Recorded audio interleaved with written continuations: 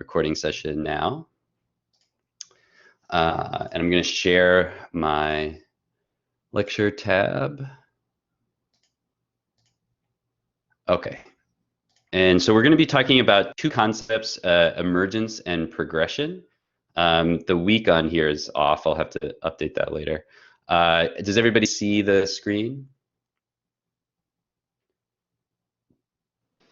Yeah, I can see it. Great. Okay, so emergence and progression. So these are two, they're kind of big words, but you know what they mean because you've experienced them when you've played games. So we're going to talk about what they are and what the difference is and how you think about them when you're creating a game. So emergence and progression are two different aspects of creating a system for gameplay. Emergence, this font color doesn't stand out very well. Emergence is the creation of like simple rules that lead to open-ended results. So the idea is that the sort of arc of the game or the gameplay emerges from very simple rules. So we'll look at a few examples of that. Progression is an order of predefined challenges. So in a game that uses progression, the game designer is basically leading the player through a bunch of different obstacles or challenges. In emergence, the game designer basically just creates some rules, and then the game sort of progresses or moves out of those rules depending on how players use them. So most video games that you play are going to use aspects of both of these concepts in their design. Some games kind of rely more heavily on one or the other. And we'll look at some examples of where we see those concepts being used. So let's talk about emergence first. Emergence is kind of more typical of like casual games or non-video games like board games, and also arcade games or esports games or sports in general, like physical sports are emergent game systems. So a couple good examples of emergence are chess or like The Sims. I use this graphic of a chessboard because it kind of illustrates how there's different rules for each of the players on the chessboard. And the combination of those rules is what makes the game of chess interesting. So when you start a game of chess, there's no predefined moves. You don't have to move one way or another, but there are rules that dictate the way that you can move. And the combination of those rules leads to the sort of narrative arc or experience of the game as it's played between two players or a player and a computer. So in emergent games, simple rules are combined into complex systems. Gameplay is different from one game to the next, and they're often quite hard to master. So unlike a video game like Mario, where the same thing always happens, or a relatively similar thing always happens, a game of chess has lots of different sort of like possibilities, like that could happen. I guess theoretically there's a finite number of chess games that could happen, but our experience of chess is that we have no idea where the chess game is going to go when we begin. And so, different games have this emergent quality where we don't really know where we're going, and the game designer also doesn't know where we're going. Designing for emergent games is a different process because you have to kind of study the small changes that one rule change might have on the overall gameplay. So a lot of emergent games have sort of developed over years and years and years, like games like chess or checkers or even sports like soccer or whatever. They have small little tweaks to them over the years that lead to these sort of refined versions of the game. So it requires a lot more testing and gameplay and observation to make a good emergent game.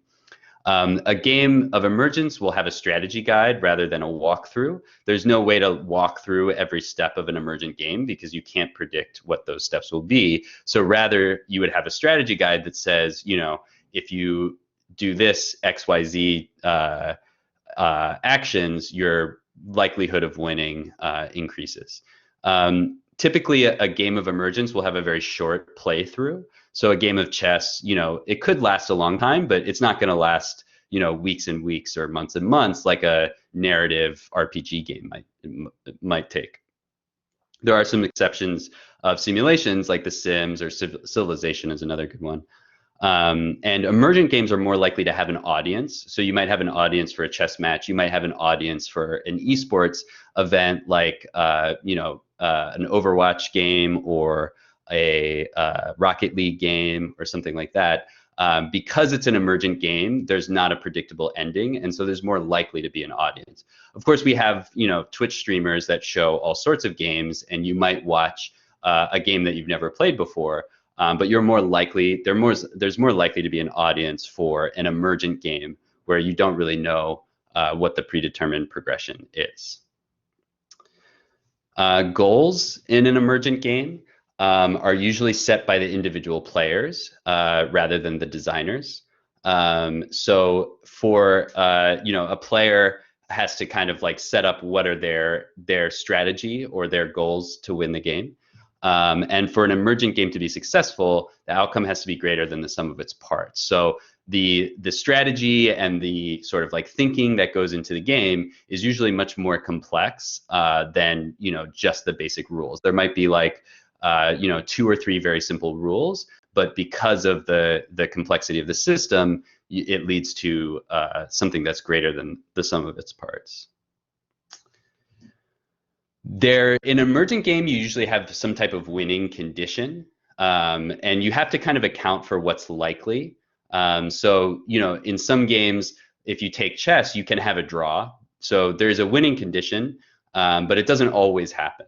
And so as a game designer, you have to make that decision whether you want something to always happen or just be likely, and then kind of lead the players towards that likely conclusion. So for example, in Monopoly, it's likely that all of the players except for one will go bankrupt at some point, meaning that one player will win. But if you played Monopoly before, you know that sometimes the games can go on for a very long time without anybody really gaining an edge in one direction. So that's sort of a choice as a game designer that you can tweak to say it's more likely for this winning condition to occur for XYZ reasons. Okay, in emergent games challenges, for emergent games, we need a lot of positive and negative feedback, more so than in progressive games. We need to have the player understand when they've made a mistake very quickly, and we also need to be able to keep the players closer together. If one player is really, really good and they are much better than the other player, some emergent systems will add in other components to sort of handicap, or it's also known as rubber banding, to keep the game more competitive. So an example of that is in Mario Kart. I'm sure a lot of you guys have played that. In Mario Kart, obviously the objective is to be ahead of your opponents. You want to finish the race first, but in the game, you have weapons that mostly shoot forward, and so you can attack the cars ahead of you. So being ahead obviously is a goal, but it also can put you at a disadvantage. So you often want to combine these different types of negative and positive feedback in order to balance the system so that one player doesn't just run away with the game from the beginning. Challenges are typically built around interactions with other players. Sometimes you need like a sophisticated AI just to replicate human actions. If you have an AI or a computer versus player version, but most emergent games really benefit from having multiple people playing the game who have better facility with the game or who are able to make more unpredictable decisions. So there are desirable and undesirable effects of emergent gameplay. Undesirable effects are often exploitations of the rules for unintended advantages. In video games, that might be like finding specific glitches that allow a player to take advantage of the system. That's unintentional. You see that also in sports where people do different find kind of like loopholes or unintended things that give them an advantage in the game. Finally, for emergent systems, the types of rewards. you'll see internal economies that can be designed or emerge from the systems. There's also social rewards outside of the game, which is typically associated with emergent games. Like you might have like a ranking in Rocket League or a ranking in Fortnite. I actually don't know if they do rankings in Fortnite, but it seems like they probably do. There's these other sort of like external rewards that have to do with, you know, your status as a player. Okay, so that's a bunch of details about emergent games. What we're creating has aspects of emergence, but it's really more of a progressive game because we're designing it. You know, we're designing every aspect of the game. We're not kind of like creating small rules that then get built up into a large game. So progression is in some ways more related to how we are approaching the game design in this class. But you could obviously, you know, focus more on the emergent aspects of the games that we're creating. Any questions on emergence before we move on to progression?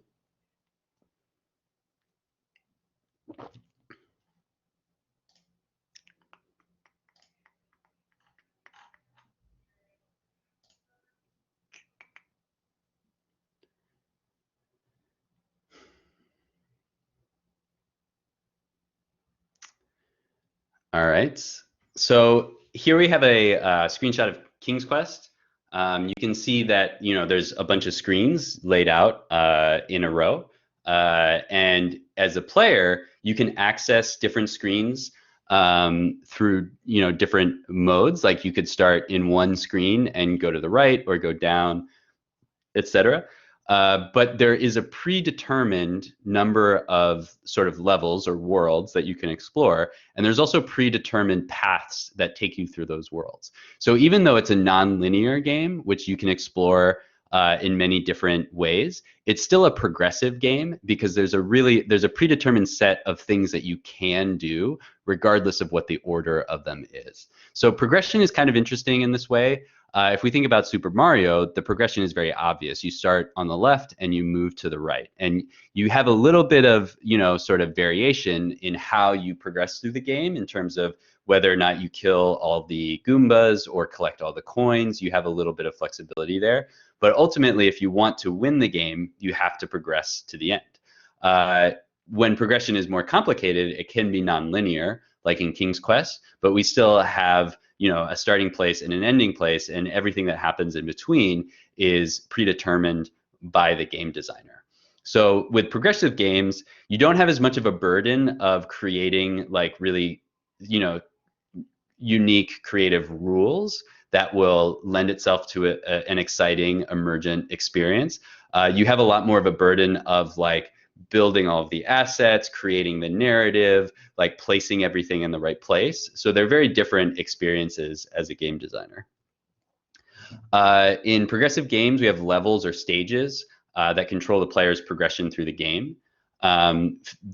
Progressive games tend to have a lot more narrative components like RPGs. The fiction of the game world is enhanced by that progression.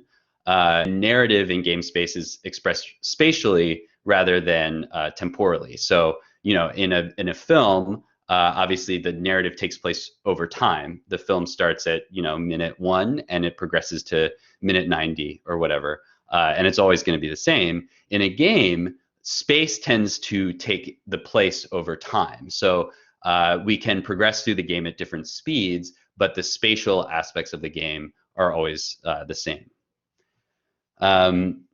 Whoops. I need to make this bigger. Okay. Progressive games are reliant on video game platform distribution because they require a lot of assets to build, like predefined levels and actions. So most early arcade games tended to be more emergent, like Pong or Space Invaders, things like that.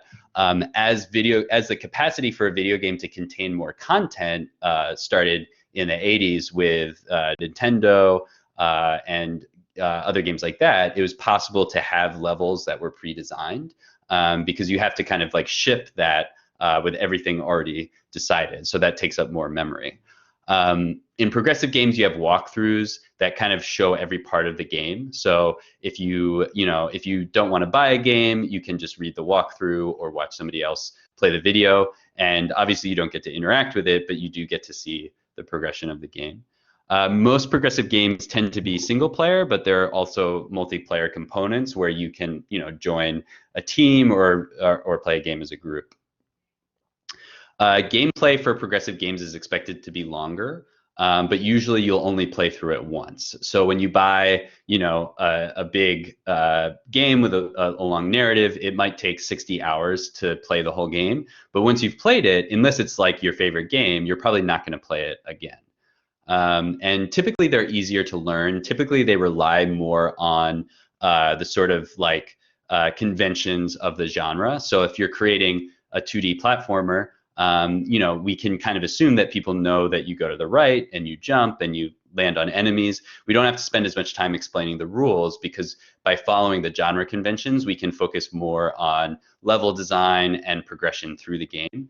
Versus if we're creating an emergent game, we really have to spend a lot of time thinking about how to create unique rules to have a unique experience. So progression can be used within emergent games to introduce the game system. So this is a typical way that emergence and progression are sort of combined. So if you're playing a multiplayer game for the first time, they might have some sort of introduction level that makes you do a few different things so that you can get used to the controls and understand the parameters of the game world. So this is one way that progression is used in an emergent game to kind of help the player understand what's going on. In emergent games, there can also be sort of like markers of progress. So you might have like a level, and as you perform certain goals, like winning 10 games or having the highest score in a game or something like that, it might increase your level. So it can use progress to kind of give you the sense that you're progressing through a game, even if it is an emergent game. You can also kind of like unlock different parts of the game to give the sense of progress.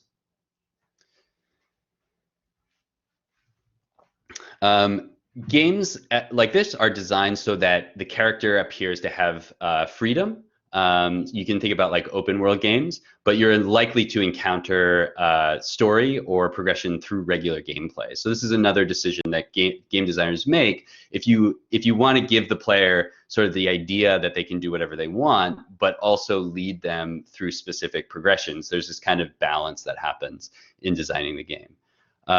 If those parts are not balanced, the player might, get bored or lose track of what's going on, or get to a part of the game that they're not really ready to do at their skill level. Okay, so these are, some basic resources. There's a lot of stuff out there on emergence and progression. It's like a big topic in game design, but there's a few things that I linked here if you guys want to spend a little more time looking into this. This is a really good article by a game design theorist, Jesper Jewell, talking about emergence and progression. It's a pretty short article actually, but he has some good references. So there's that one.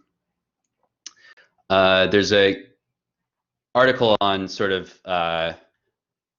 website on making RPGs that talks about like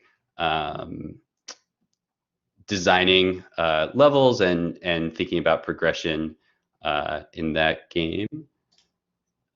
And this is a slightly more technical paper about emergence and progression, but it goes into a lot of detail. It has some like interesting visualizations down here of how you might start to think about your game, not just in terms of like what it looks like on the screen, but what the player is doing and how they experience it. So there's a few different resources there if you guys want to look more into these topics.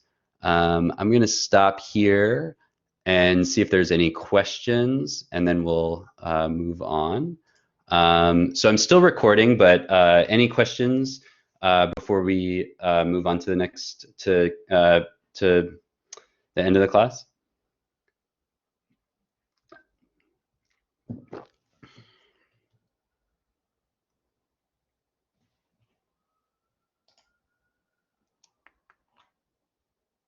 Nope. Okay. All right, so I'm going to stop recording.